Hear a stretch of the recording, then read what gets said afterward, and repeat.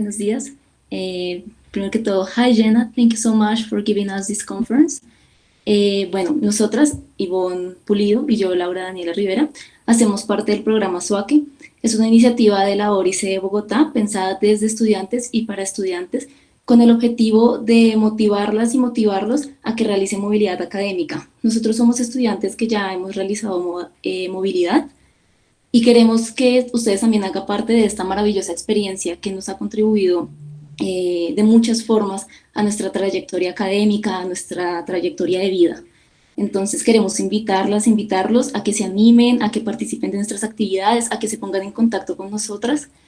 Es un espacio, como les digo, desde estudiantes para que resolvamos juntos nuestras dudas y se animen a esta gran experiencia que es la movilidad. Muchas gracias. Perfecto, Laura. Muchas gracias por esta presentación. Thank you, Jenna, for accepting our invitation and sharing your time with us today. So thank you so much for accepting our invitation. And if you want, you can start your presentation. Thank you so much. And thank you, everyone, for joining us to hear the Study UK presentation. I'm so glad that you're interested in learning more about studying in the UK, and I hope my presentation will give you some useful information about studying in the UK and also how to apply. I also want to thank the organizers of this event for having me here today, and I hope everyone can hear me okay. So my name is Jenna Hartzell. I am the Education Manager for the British Council, and I am based in the British Council's US office. So I'm sorry I don't have a cool British accent, but if you go and study in the UK, you'll be sure to hear a lot of fun British accents there. So for those who are new to the UK, the United Kingdom of Great Britain and Northern Ireland, commonly known as the UK, is a political union between England, Scotland, Wales, and Northern Ireland. The UK is located off of the northwestern coast of the European mainland. The UK is one of the most trusted and popular study destinations in the entire world. In 2018-2019, over 485,000 undergraduate and postgraduate students chose to study in the UK over other countries. The welcome and inclusive way of life, exceptional academic standards, and rich historical culture inspire students from around the world to be their best selves. 2 of the world's top 3 universities can be found in the UK, and a further 26 universities and colleges are among the world's 200 best institutions for learning. So when it comes to where to study or places of study in the UK, you have a lot of options to choose from. There are over 400 universities and higher education institutions for you to choose from. You will find them in every type of location, from busy cities to pastoral countryside locations to beautiful coastal towns. So you can find the study setting that is the best fit for you. You can choose to study at our internationally renowned universities, our exemplary higher education colleges and specialist institutions, such as our world-famous art schools and award-winning conservatoires. A conservatoire is a college for the study of classical music or other arts, typically in the continental European tradition. So examples of a conservatoire in the UK are the Royal College of Music or the Royal College of Speech. So finding a course that's right for you, I will start with talking a little bit about the undergraduate degree and applying to an undergraduate degree, and then I will also talk a little bit about applying to a postgraduate degree, since I know some of you on this webinar or conference are interested in either undergraduate or postgraduate. So UK universities across the board for undergraduate and postgraduate degrees have some of the most diverse subject offerings in the world. And by studying in the UK, you are given the opportunity to specialize in the subjects that you want to study right from the start of your studies. UK undergraduate course types include a bachelor's or undergraduate degree taken full-time, a bachelor's or undergraduate degree taken part-time, and then there are a couple of other types of undergraduate courses, including shorter courses, such as a foundation degree, diploma of higher education, higher national diploma, and certificate of higher education. For this presentation, I will focus on a bachelor's or undergraduate degree, but we have more information about foundation degrees and other shorter courses on the British Council's Study UK website.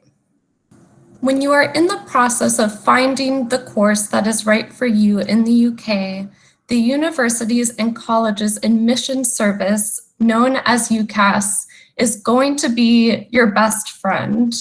On the UCAS website, which you can see some of the links on this slide, you can search the more than 50,000 undergraduate courses available.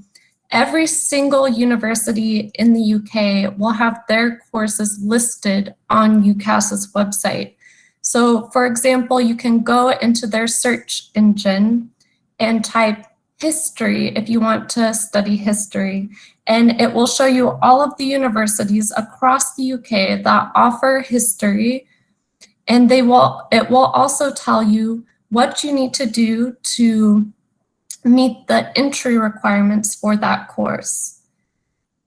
UCAS also has a variety of subject guides on their website, which gives you a good idea of what those subjects involve in the UK and what you will need to do to enroll.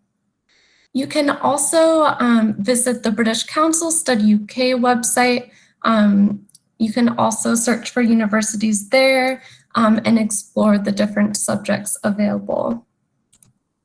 So when applying as an undergraduate, UCAS will also be where you apply to university. Most undergraduate applications are made through UCAS. To apply, you will register at the UCAS website, and then you can apply for up to 5 courses. Typically, these will be 5 different courses at 5 different universities. On the UCAS website, you can track your applications, and you don't need to complete the application all at once, but you can save the application and return to it. Once you submit your application, UCAS will then contact you with any offers from your chosen universities or colleges. You may be wondering what is included in the application. UCAS will ask you for your qualifications, which are the scores you have achieved in your classes so far, and any standardized tests which you have taken. UCAS will also ask you for a written personal statement where you can display the passion for your subject area and demonstrate your motivation, enthusiasm, skills, and experience that will enable you to succeed at university. UCAS will also ask you for a reference, and this is typically provided by your school counselor. The UCAS website and personal statement tool have a lot of great resources to help you with writing your personal statement. So I definitely recommend checking out the UCAS website for those resources. So on undergraduate application deadlines, most undergraduate courses have an application deadline of January 15th. However, there are some courses that have an earlier deadline of October 15th. The earlier deadline is for applications to the universities of Oxford and Cambridge, if you're applying to one of those.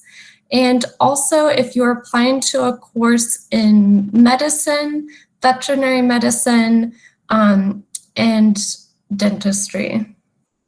If you're applying to an art and design course, you may have a later deadline in March so that you have time to put together your portfolio or other type of creative work to include in your application. June 30th is a late deadline for most undergraduate courses, and applications received after June 30th will go into a process called clearing, where you can still get onto a course in the UK, but you will not be guaranteed your first choice that you have put on your applications.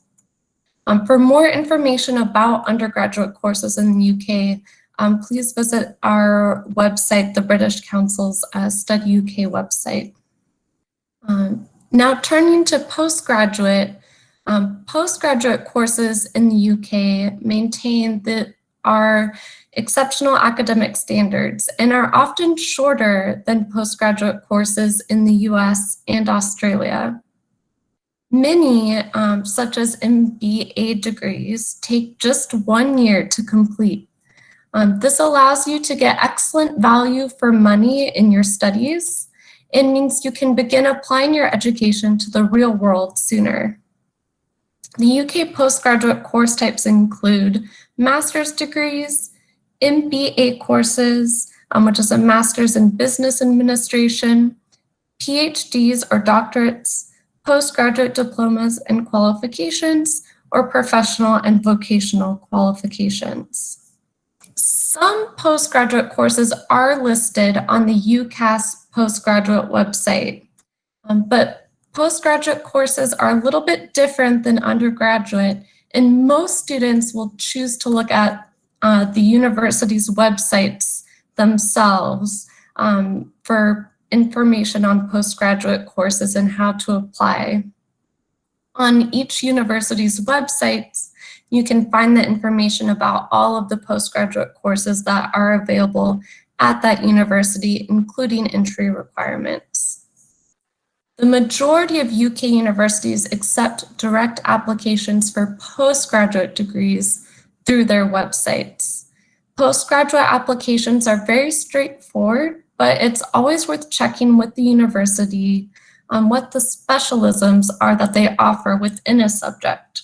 For example, a computer science master's degree at one university may be very different to the same course at another university.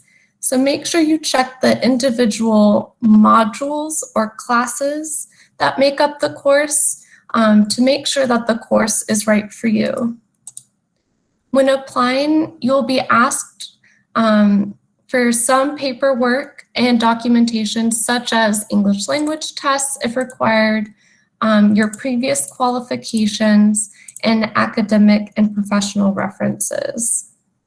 You will also be asked for a personal statement, and this is where you can talk about your skills, hobbies, and interests related to the course and why you have applied for the course. Like I mentioned earlier, the UCAS personal statement tool, which can be used for both undergraduate and postgraduate applications, it has a lot of templates online and a lot of tools that can help you with writing your personal statement. So deadlines for postgraduate courses in the UK are very flexible. Often courses will close once they are full. However, for popular courses, this can be as early as January or February. So it is worth checking with the university how popular your chosen course may be and if there are any specific deadlines you should know about. Don't forget that you may have to apply for a visa as a postgraduate student, so give yourself ample time to apply. Speaking of visas, so students will typically apply for their student visa the summer before their course begins. As an international undergraduate, and I should say, or postgraduate student, it is most likely that you will apply for the student visa, which was formerly known as a Tier 4 student visa. It costs £348 to apply for this visa outside of the UK, and it will enable you to remain in the UK for up to 2 years after you have completed your studies. And I'll talk a little bit more about that in just a moment. For more information on the student visa and your options, please visit the UK Visas and Immigration website, which I've linked on this slide. So the new graduate route launches in summer 2021, and from summer 2021, international students who have successfully completed an undergraduate or master's degree will be able to benefit from 2 years work experience in the UK upon graduation through the new graduate route. Students who complete their PhD in the UK will be able to stay for 3 years. So this is an exciting new opportunity for students to be able to stay after their studies and get some work experience in the UK. The UK government has confirmed that if students begin their studies through distance learning in the 2020-2021 academic year due to the COVID-19 pandemic, they will still be eligible to apply for the graduate route provided they arrive in the UK by April 6, 2021. So all of the UK's universities accept IELTS results, and international students are typically required to gain a score of 6.5 or above in order to study in the UK. Some of the UK's more competitive or top universities require a score of 7.5. IELTS testing has been suspended in many countries as a result of the COVID-19 restrictions, and I know the testing is resuming in some countries, but we advise students should visit the IELTS website for the latest updates on IELTS test arrangements. Students may be able to take the IELTS indicator, an online test taken at home and marked by IELTS examiners. This is available in some countries for limited time while IELTS testing is suspended. Some universities accept other English language tests as well. So for example, I know some universities accept the Duolingo English test as certification of English proficiency, which is another online test available to international students. Some universities also accept the Pearson English language test, which assesses listening, reading, speaking, and writing in a single 3-hour test session. Some UK universities also offer their own English language test. So I do recommend checking the university websites of where you want to apply, and you can see which English language tests they accept and what score they typically require. For international students, undergraduate tuition fees range from around £10,000 to £26,000 per year for lecture-based degrees. For medical degrees, students can expect to pay up to £58,600 per year. Postgraduate degrees in the UK are shorter and cheaper. Most postgraduate degrees can be obtained in just 1 year, making them an excellent value for money. Postgraduate degrees typically range from £15,000 to £30,000. Many universities offer scholarships specifically for international students, so make sure to check the university's websites for scholarship opportunities.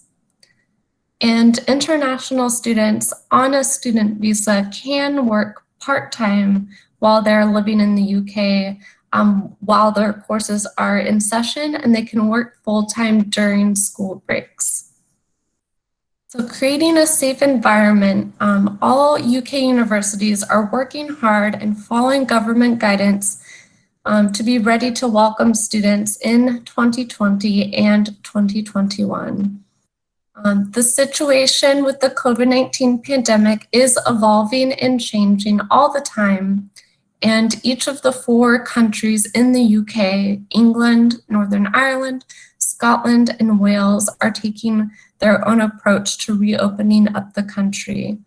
So I've listed the websites for each country here where you can check their COVID-19 or their most up-to-date and current COVID-19 guidance.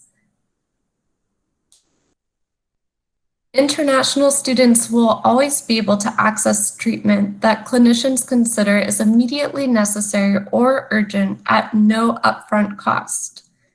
No charges apply to testing for coronavirus, even if the result is negative, and no charges apply to any treatment provided in relation to coronavirus if the result is positive or up to the point that it is negatively diagnosed. Students' well-being is the UK's top priority, and universities and the healthcare systems in the UK are doing everything they can to make sure international students are safe, secure, and supported while studying in the UK. The UK's National Health Service, known as the NHS, is one of the most advanced healthcare systems in the world, providing first-class treatment and support, which you as an international student will be able to access at a subsidized rate. International students do not need private medical insurance when studying in the UK. As part of your visa application, you will pay an immigration health surcharge that allows students to use the NHS for consulting a doctor on any physical or mental health issue, and also to access accident and emergency services. And the UK is also a very safe country with low levels of crime and violence. Universities will provide an orientation session upon students' arrival. This will include a briefing about keeping safe.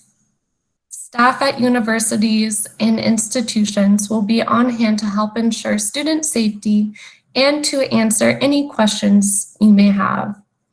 Community police officers and campus-based security staff can also give practical and reassuring advice about students' personal safety. So I've covered a lot of content today, and just to sum up why studying in the UK is the best decision you can make. The UK is the home of the English language, one of the most popular study destinations for international students across the globe, home to some of the world's greatest cultural events, a place to make memories that will last a lifetime, and a place for you to become the most employable, most confident, and best possible version of yourself. So thank you for listening to my presentation. I hope it provided some useful information, and I look forward to answering your questions in just a moment. And you can always visit our website for more information, more details on how to apply to each type of course. And I also encourage you to check out our social media channels on check out Study UK on Facebook, Instagram, or Twitter. We always have a lot of fun content going on there. We'll have student takeovers, student Q&A, and lots more information for you to learn about studying in the UK. Thank you for your presentation. So the first question is about academic staff. Which is the difference between a university and a college? So typically in the UK, when we talk about university, we're talking about an institution that can confer a bachelor's or undergraduate degree and can also confer a master's or postgraduate degree, and also where students could take a PhD.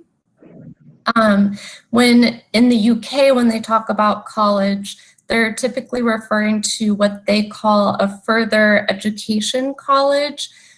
which is where students can take vocational qualifications, some more technical vocational type of certificates is what you could study at a further education college. So typically international students are most common for them to be applying to a university over a college in the UK. But I know sometimes there's different terms in different countries. So I hope that helps. Other questions. To apply to a post-graduation, do I need to homologate my bachelor degree? How is the homologation process? As far as I know, UK institutions should accept undergraduate degrees from universities from different countries. So I don't believe that you need to homologate or validate the degree, but it's always worth checking with the university that you're applying for. But I think in general, that is not required.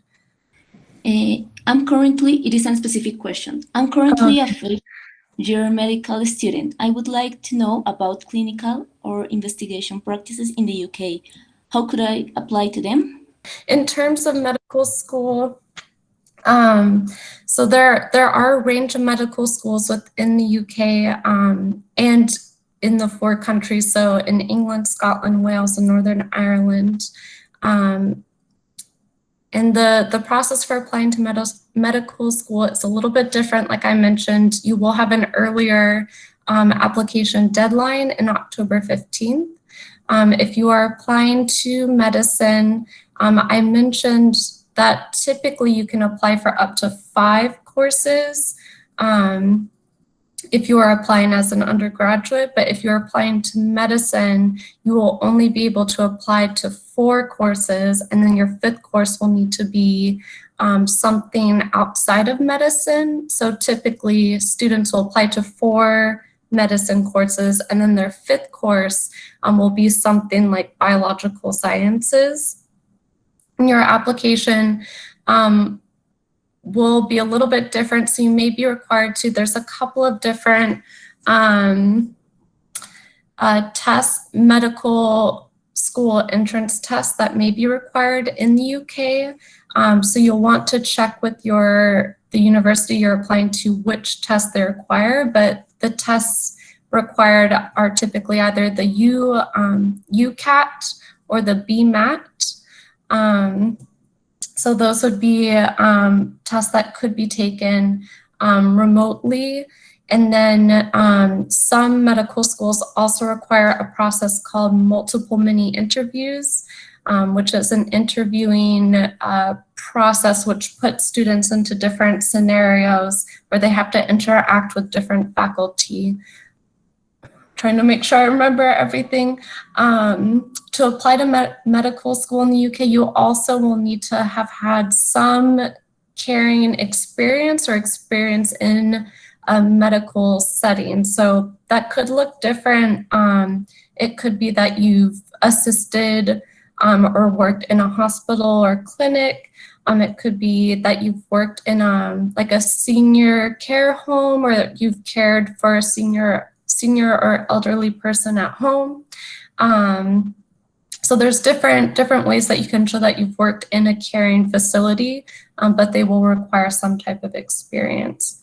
And like I mentioned there, on the Study UK website, it will list these requirements, so maybe easier to follow than me saying them, but there is more to consider when you're applying for a course like medicine in the UK.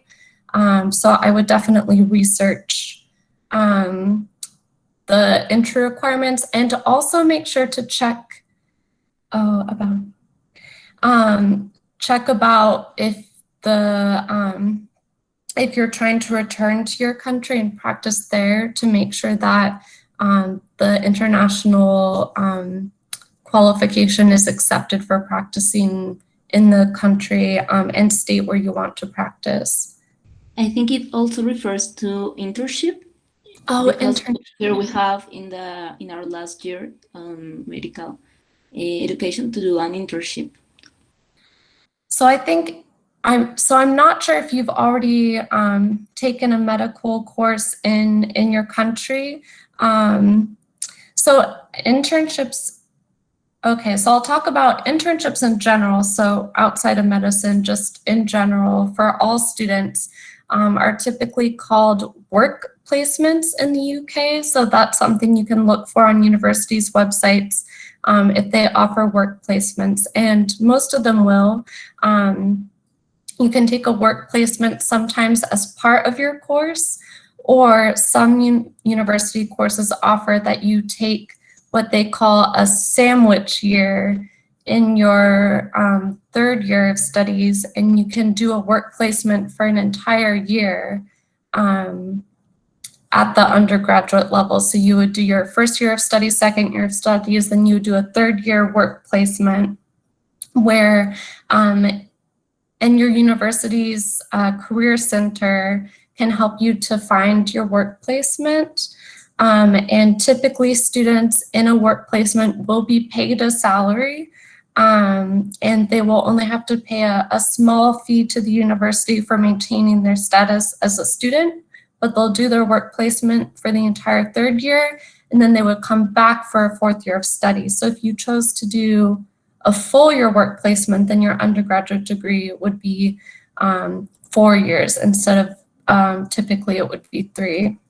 Postgraduate level, I would check with looking at the university's website. Sometimes those work placement opportunities are built into the course, or they'll have other opportunities like during breaks for like short work placements.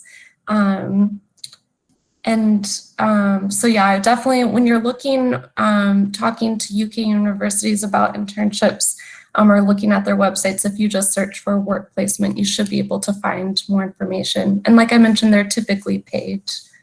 Okay, thank you, Jenna. We have another question. If I finish my master, how much time can I stay after this? Can I start to work in the UK? Yeah, great question. So this actually is changing from summer 2021's.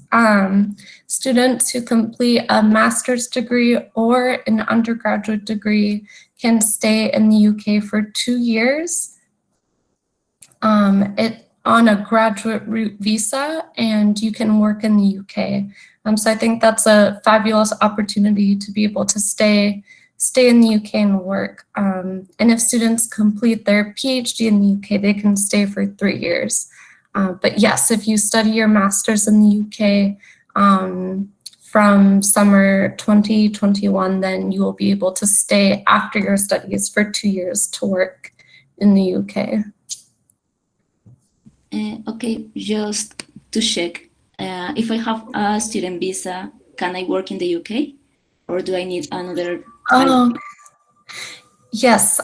So while you're a student on a student visa, you can work part-time.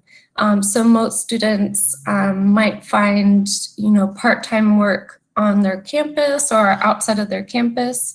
It is a little bit trickier right now, obviously with the COVID-19 pandemic and some of the lockdowns across different cities, but typically students would be able to find a part-time job during their studies, and then you can work full-time during breaks. So for example, over the summer break, you could work full-time on a student visa. Thank you. Do the British Council office can help me to apply to an university in the UK?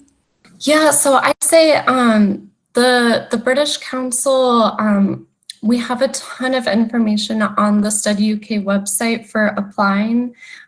So I definitely recommend checking out the Study UK website.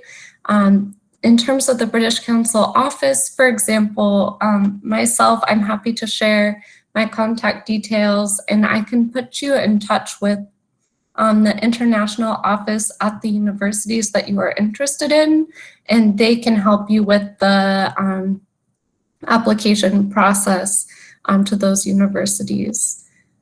Here's another one. It is about also about the visa. In the price one pays for the visa, is include the health insurance, or how much does it cost?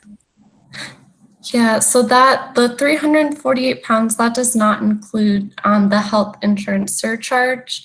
I believe I need to check the most updated price, but I believe it is £400 per year that you will be studying in the UK. And you'll pay that at the time of applying for your visa. So then you will be covered for the entire time that you are studying in the UK. Another one, is it possible to apply for a scholarship in medical specialty in the UK?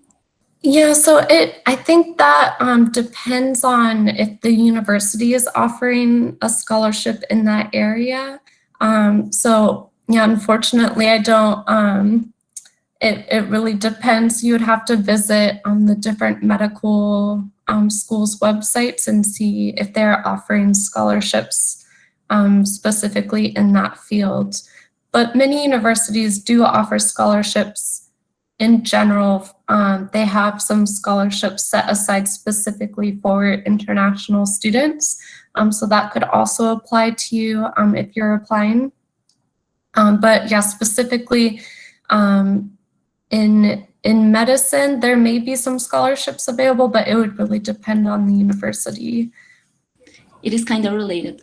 Each university has independent scholarship programs. Is it right? Yes. So yeah, I'm sorry, I can't give a more comprehensive answer, but it does really depend on the university. So some universities will offer, like I mentioned, scholarships specifically for international students, maybe even for students from certain countries. And those scholarships, it depends. Sometimes students need to apply first, and then they may be eligible for those scholarships. Or sometimes you can apply directly to that scholarship before you're applying to the course. So it really is worth looking at the university websites where you're interested in to see what they offer. And I should say also, on the Study UK British Council website, we do have a section that talks about, has a list of some different scholarships available as well. Okay, thank you so much. Another one, I would like to know about housing. Do you have some information about the living cost? Yeah, so the accommodation booked through universities, some universities, well, I should say almost all universities guarantee international students accommodation for at least their first year. And some universities will guarantee accommodation for the students, international students' entire time there. I think it's very popular for students to stay on campus for their first year and then move off campus for the rest of their degree. Most accommodation in the UK is single occupancy, so you will have your own room, but then you will share living space, for example, share a kitchen and some living area with a group of other students. And the costs will vary, and I'm sorry I don't have those off the top of my head, but I know, for example, when you apply for your visa, they give you some thresholds that you should think about in terms of monthly costs. And I think outside of London, you're typically looking at a little over £1,000 a month. If you're living in central London, it is a little bit more expensive, and I think they recommend closer to around £1,200 a month, but that really varies across universities, and you can choose different types of accommodation, from more expensive accommodation to more budget-friendly accommodation. So there are different options based on your budget. Take into account that where in the UK is more friendly to the budget to study. Yeah. So typically, sort of like most countries, outside of the larger cities will be more economical. In the UK, the north of England is typically more affordable. So if you're looking at, for example, like Manchester or Liverpool, or Leeds or Sheffield, like those cities in the north of England tend to be more affordable. Some parts of Scotland may be more affordable, and then definitely if you're looking at universities in Wales or Northern Ireland, those will tend to be more affordable as well. So the most expensive is if you're looking at universities in London, and then the south of England can be a tad bit more expensive as well. So yeah, it really just depends. Yeah, I get it. Thank you so much. There's another one. Does British Council offer scholarships for language courses in the UK?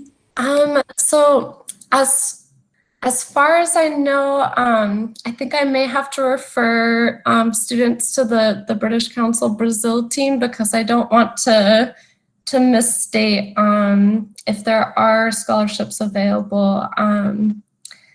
I think it would be best to get in touch with the British Council team in your country for any specific scholarship opportunities. And to check their website as well. So yeah, I'm sorry, I'm not sure if there are scholarships specifically for English language courses in the UK, but I would recommend checking the British Council website of your country. So just type, British Council Brazil or British Council wherever you live, and they should have any scholarships available listed on their website. Finally, there's another one. Are there any other prerequisites to apply to an university besides the English test and the personal statement, maybe a portfolio, and if so, what should normally be included in it? So the entry requirements will vary by your course, so that when you visit the UCAS website and visit their course search, you can, type in, for example, if you wanted to study media and communications, type in media and communications. It will pull up all of those courses. And then if you click into the courses, they'll tell you the requirements. So in general, it will require what they call qualifications, which are just your secondary school or high school test scores, as well as any standardized tests you've taken. It will ask for the personal statement.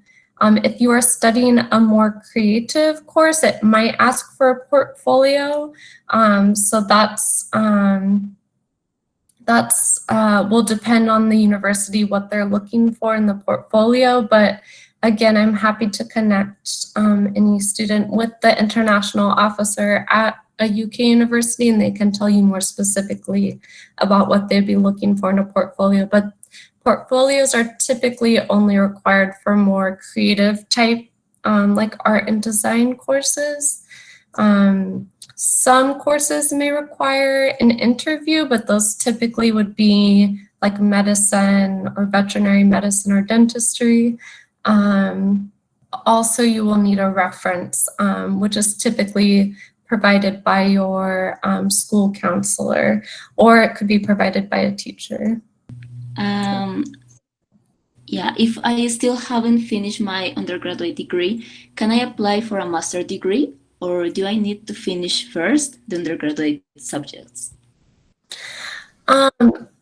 Yeah, so I think typically, I guess it depends for when you're applying for. I think if you're in the final year of your undergraduate degree, say you're in the final year of your undergraduate degree right now and you want to apply for a master's degree starting in fall or autumn 2021, then you could apply to the master's degree while you're still in school, or students do complete their degree and then apply. But if you're in your final year of your undergraduate degree, you can also apply to the master's degree.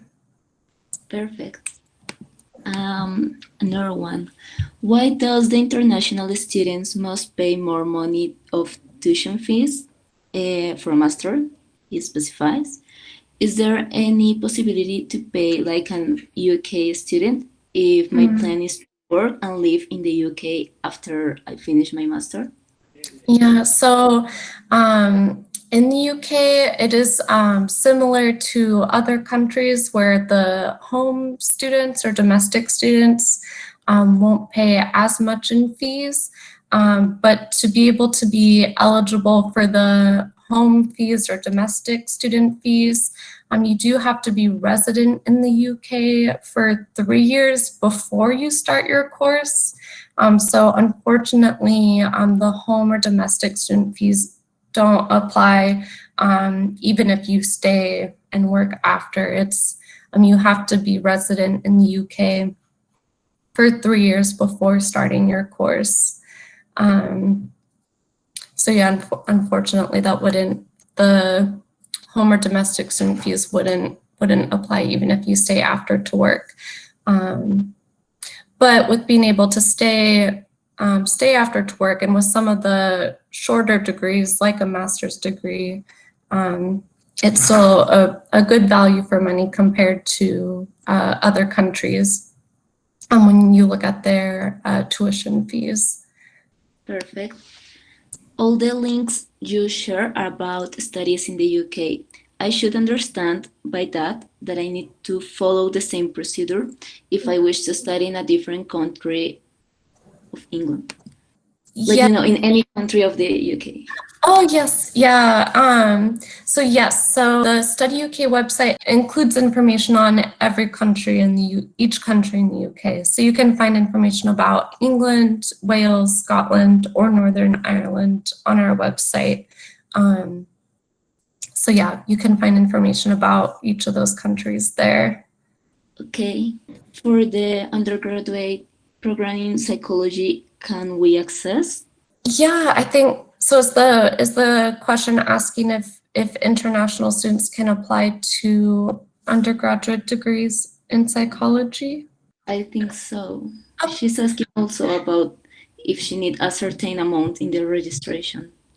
Well, yes. As an undergraduate student, you can apply to psychology as an undergraduate, and that, like I mentioned, in terms of the specific requirements for the course, it really varies by university. So you can visit the university's website and, say you want to study at University of Manchester, you could type in University of Manchester Psychology, and it will tell you the requirements that you need for entry to that course. Okay, perfect. I think that's all the questions we have for now.